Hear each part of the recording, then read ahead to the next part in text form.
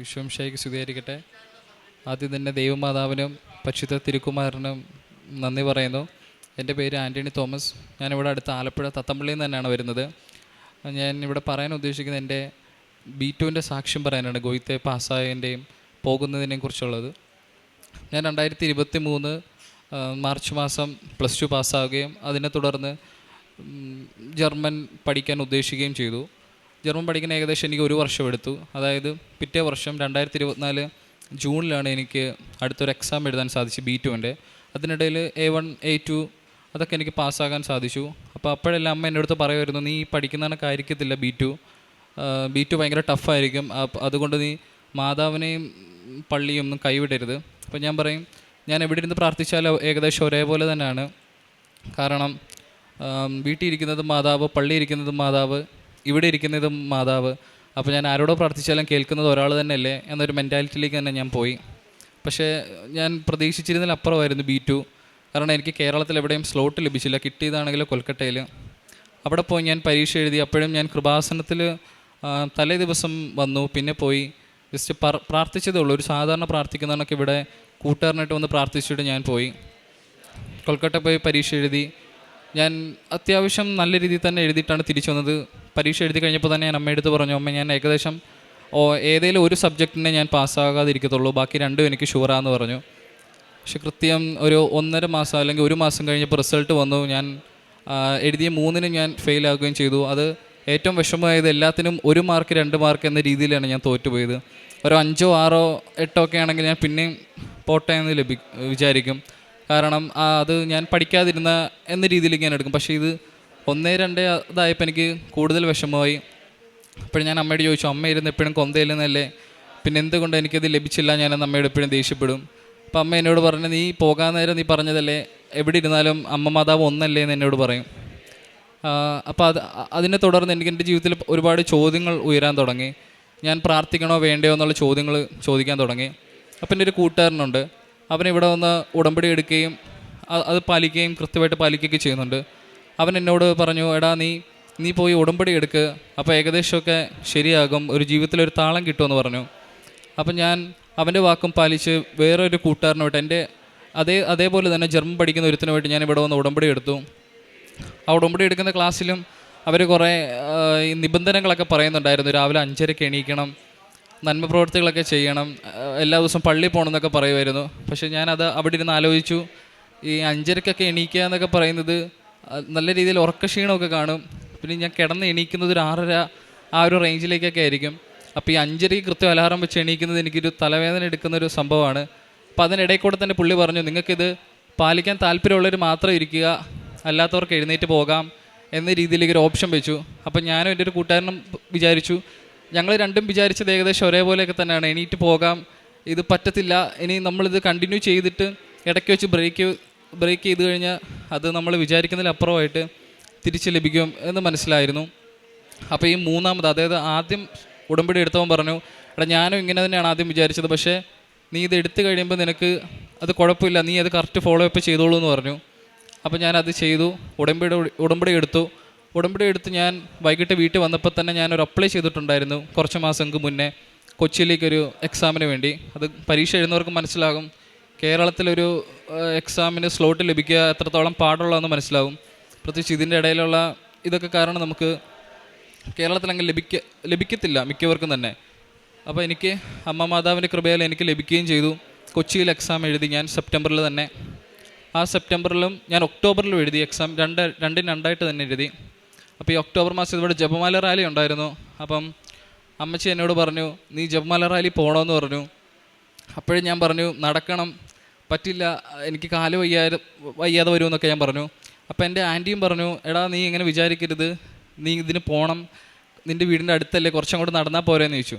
അപ്പോൾ ഇവിടുന്ന് അർത്തുങ്കൽ വരെ നടക്കണമെന്ന് വെച്ചാൽ എനിക്ക് പറ്റത്തില്ല, അത്രയും ലെങ്തായിട്ട് നടക്കണമല്ലോ എന്നിരുന്ന് ഞാനിരുന്ന് അങ്ങനെ ഓരോ ചിന്തിച്ചപ്പം എൻ്റെ വേറൊരുത്തും കൂട്ടുകാരൻ പിന്നെയും അതുപോലെ തന്നെ വന്നു, നമുക്ക് പോകാമെന്ന് അവൻ ഇങ്ങോട്ട് ഓപ്ഷൻ വെച്ചു. അപ്പം ഞാനും വിചാരിച്ചു, എന്നാൽ 2 പേരുണ്ടല്ലോ, ജസ്റ്റ് നടന്നിട്ട് വരാമെന്ന് കരുതി ഞാൻ പോയി.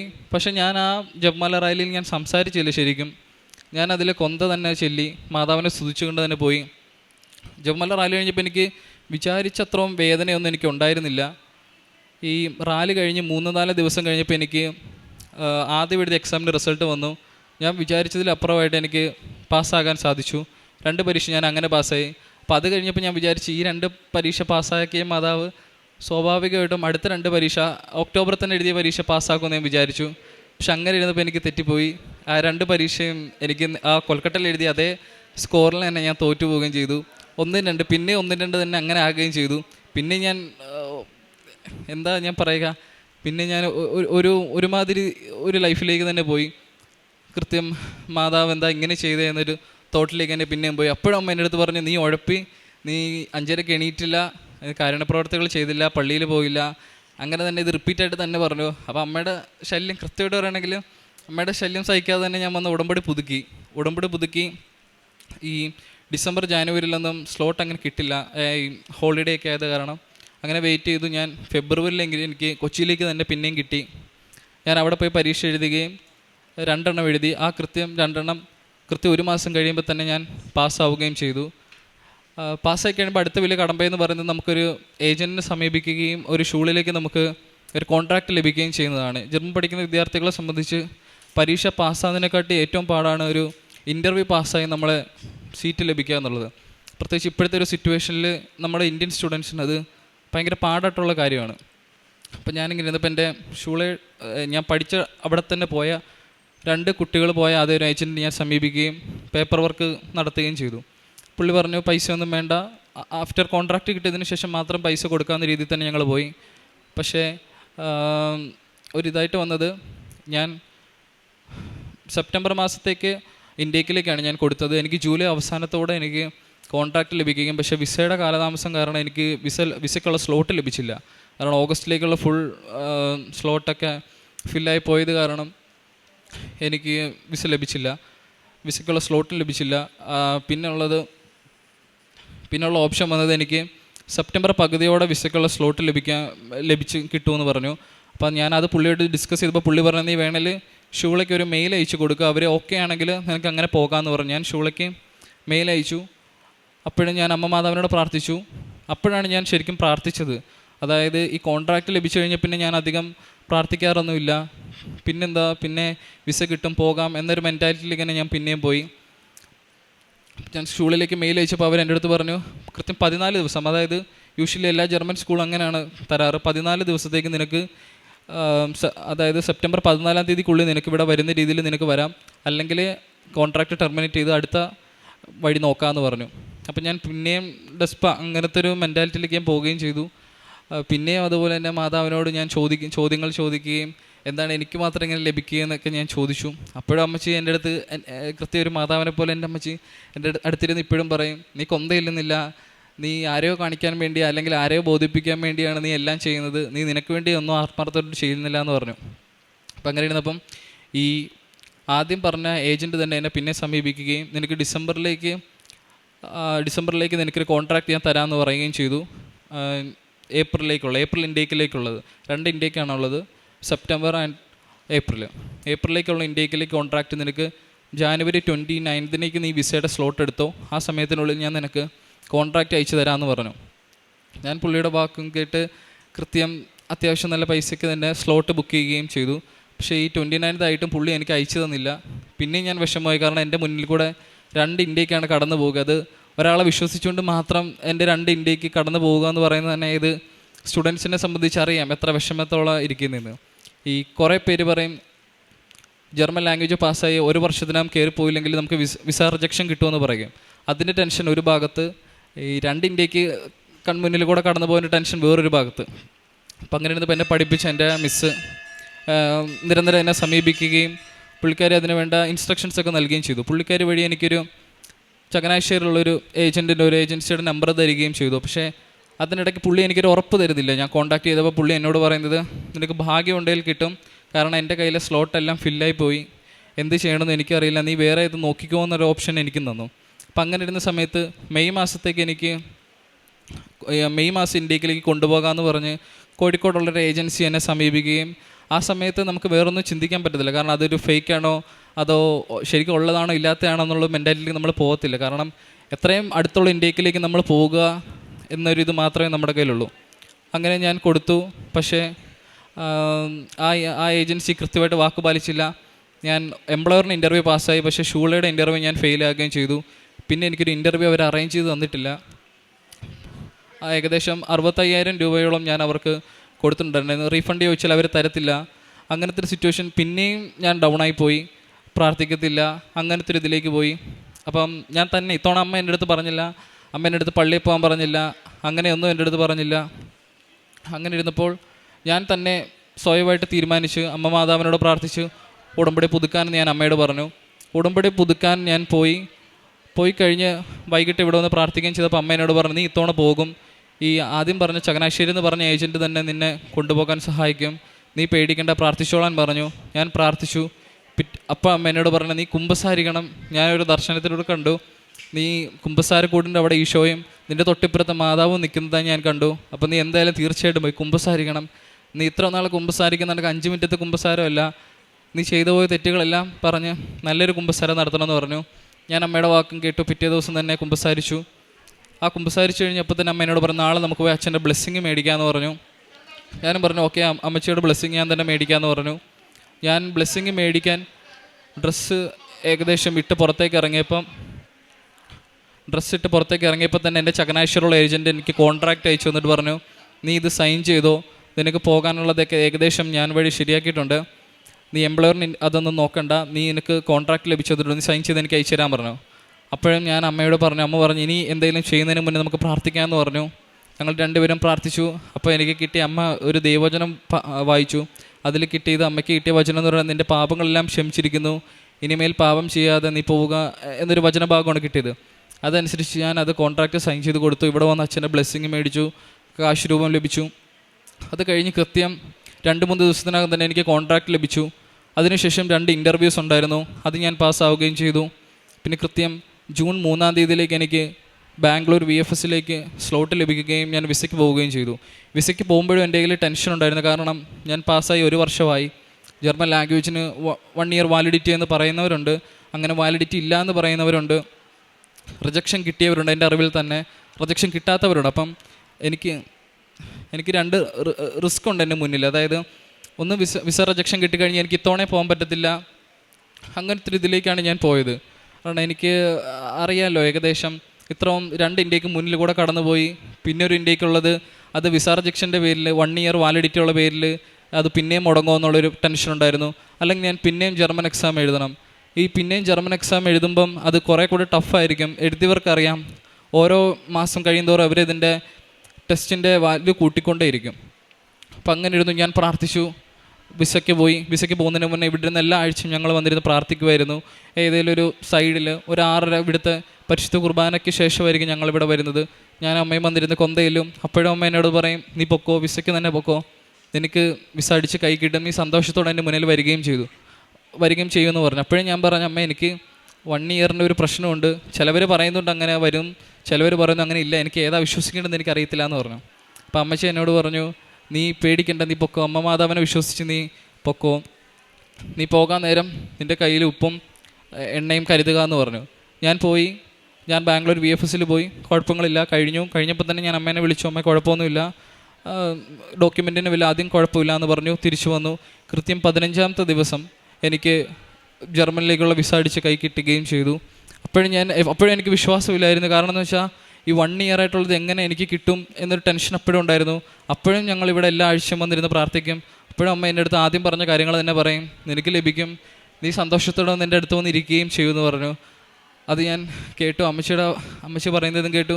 പരിശുദ്ധ മാതാവിനെക്കുറിച്ചുള്ള എൻ്റെ വിശ്വാസം വർദ്ധിക്കുകയും ഞാൻ ഈ കാലയളവിൽ എത്രയും ഞാൻ ജീവിച്ചത് എനിക്കല്ല, ഞാൻ പിന്നെ ജീവിച്ചത്. കൃത്യം 5:30 എണീക്കാൻ എനിക്ക് സാധിച്ചു. ഞാൻ എണീറ്റില്ലെങ്കിലും അലാറം വെച്ചില്ലെങ്കിലും കൃത്യം ആ 5:30 എന്നുള്ള സമയമാകുമ്പം, അല്ലെങ്കിൽ 5:25 സമയമാകുമ്പോൾ ഞാൻ തന്നെ എണീക്കും, ഓട്ടോമാറ്റിക്കലി തന്നെ എണീക്കും. വൈകിട്ടത്തെ ജപമാല പ്രാർത്ഥനകളിൽ ഞാൻ പങ്കെടുക്കും. ഇതിൽ ലഭിക്കുകയും ചെയ്തു. അങ്ങനെ ഞാൻ ഈ മാസം ഓഗസ്റ്റ് 1-ാം തീയതി ജർമ്മനിലേക്ക് പുറപ്പെടാൻ ദൈവമാതാവ് എനിക്ക് അനുഗ്രഹം നൽകുകയും ചെയ്തു. ഞാൻ കാരുണ്യ പ്രവർത്തികൾ ചെയ്തതെന്ന് പറയുകയാണെങ്കിൽ, എൻ്റെ ഒരുപാട് സുഹൃത്തുക്കൾ ദേവാലയത്തിലേക്ക് അടുക്കാതിരിക്കുന്നുണ്ടായിരുന്നു. ഞാൻ അവരോട് പറയും, ഞാൻ അവരുടെ കൂട്ടത്തിലെ ഒരുത്തനായിരുന്നു. എന്നെ തിരിച്ചു കൊണ്ടുവന്നത് എൻ്റെ ഒരു കൂട്ടുകാരനും എൻ്റെ അമ്മച്ചിയൊക്കെ ആയിരുന്നു. അവനാണ് പറഞ്ഞത്, കൃപാസനത്തിൽ വരണം, സാക്ഷ്യം പറയണം, നീ ഉടമ്പടി എടുക്കണം എന്നൊക്കെ. അപ്പോൾ ഞാൻ തിരിച്ചതും അത് ഈ പറഞ്ഞ കൂട്ടുകാരും എൻ്റെ കൂടെ ജർമ്മൻ പഠിക്കുന്നവർ തന്നെയാണോ, അവരും എക്സാം പാസ്സാകാതെ ഇങ്ങനെ ഇരിക്കുന്നവരാണ്. ഞാൻ അവരോട് ഇത് തന്നെ പറഞ്ഞു, എടാ നീ പോയി എടുക്കൂ, ഉടമ്പടി എടുക്കൂ, നിനക്ക് ലൈഫിൽ എന്തെങ്കിലുമൊക്കെ ലഭിക്കും, അല്ലെങ്കിൽ അറ്റ്ലീസ്റ്റ് നീ ദൈവത്തെങ്കിലും കൂടുതൽ അടുക്കുമെങ്കിലും പറയുകയും ചെയ്തു. അവരാദ്യം ഇതൊന്നും കേട്ടില്ല, ആസ് യൂഷ്വൽ ആരും കേൾക്കത്തില്ല, ഞാനാണെങ്കിലും കേൾക്കില്ല. പക്ഷേ ദൈവത്തിൻ്റെ മഹത്വം എന്ന് തന്നെ പറയട്ടെ, ഞാൻ പറഞ്ഞ 2-ാമത്തെ ആഴ്ച ഇവിടെ കൃപാസനത്തിൽ വരികയും ഉടമ്പടി എടുക്കുകയും ചെയ്തു. പിന്നെ ഞാൻ കൃപാസനത്തിലെ പത്രം വീടുകളിൽ കൊണ്ട് കൊടുക്കുകയും ചെയ്തു. എനിക്കതൊരു വലിയ ഒരു നാണക്കേട് പോലെയായിരുന്നു. ഇതൊക്കെ കൊണ്ട് കൊടുക്കണോ, ഇതിൻ്റെ ആവശ്യമുണ്ടോ എന്ന രീതിയിലേക്ക് ഞാൻ എപ്പോഴും ചിന്തിക്കുമായിരുന്നു. കാരണം അപ്പുറത്തെ വീടുകളിലൊക്കെ പോകുന്നതിലല്ല, ഈ പത്രം കൊടുക്കുന്നതിൽ എന്തിതാന്നുള്ളൊരു ചിന്ത എനിക്കുണ്ടായിരുന്നു. പക്ഷെ അപ്പോഴും അമ്മച്ചി എന്നോട് പറഞ്ഞു, നീ ദൈവത്തെ പിന്നെയും പരീക്ഷിക്കുവാണോ എന്ന് ചോദിച്ചു. പിന്നെ ഞാൻ മൂന്നാമതൊന്നും ചിന്തിച്ചില്ല, കൊടുത്തു. പിന്നെ ദേവാലയത്തിൽ പോകാൻ ബുദ്ധിമുട്ടുള്ളവരെ അവർ പറയുകയും ഞാൻ അതെങ്കിലും അറിയുകയാണെങ്കിൽ ഞാൻ അവരെ ഹെൽപ്പ് ചെയ്യുകയും ദേവാലയത്തിൽ കൊണ്ടുപോവുകയും ചെയ്തു. അതുപോലെ തന്നെ ഞാൻ രോഗി സന്ദർശനം നടത്തുകയും ഞാൻ കുറച്ച് നാൾ വീട്ടിൽ തന്നെ ആയിരുന്നത് കാരണം ആകെപ്പാടെ മൂഡൗട്ടായത് കാരണം അമ്മച്ചി എന്നോട് പറഞ്ഞു, നീ രോഗികളെയൊക്കെ സന്ദർശിക്കണം, അതൊക്കെ കാരുണ്യ പ്രവർത്തികളുടെ ഒരു തുടർച്ചയാണെന്ന് പറയുകയും ചെയ്തതിനാൽ ഞാൻ എൻ്റെ അറിവുള്ളൊരു ആൻറ്റി പുള്ളിക്കാരി പാലിയേറ്റീവ് കെയറിലാണ്. അപ്പം ഞാൻ ഒന്നും പ്രതീക്ഷിക്കാതെ പുള്ളിക്കാരിയിട്ട് തന്നെ പോയി പാലിയേറ്റീവ് കെയറിലൊക്കെ പോവുകയും അവരോട് സംസാരിക്കുകയും അവരുടെ കാര്യങ്ങൾ, അതായത് ഡ്രസ്സിങ്, അതിനൊക്കെ ഹെൽപ്പ് ചെയ്യുകയും ചെയ്തു. എനിക്ക് ഇതിനെല്ലാം നന്ദി പറയേണ്ടത് പരിശുദ്ധ കന്യകാമാതാവിനോടും തിരുക്കുമാരനോടും മാത്രമാണ്. കാരണം ഞാൻ എങ്ങനെ ജീവിച്ചിരുന്നു, പക്ഷേ ഇപ്പം എങ്ങനെ ജീവിക്കുന്നത് രണ്ടും രണ്ടാണ്. അപ്പം ഇതിന് ഞാൻ പരിശുദ്ധ ദേവമാതാവിനും തിരുക്കുമാരനും നന്ദി പറയുന്നു. സങ്കീർത്തനങ്ങൾ 91 അധ്യായം 10 മുതലുള്ള വാക്യങ്ങൾ. നിനക്ക് ഒരു തിന്മയും ഭവിക്കുകയില്ല, ഒരനർത്ഥവും നിൻ്റെ കൂടാരത്തെ സമീപിക്കുകയില്ല. നിൻ്റെ വഴികളിൽ നിന്നെ കാത്തു പാലിക്കാൻ അവിടുന്ന് തൻ്റെ ദൂതന്മാരോട് കൽപ്പിക്കും.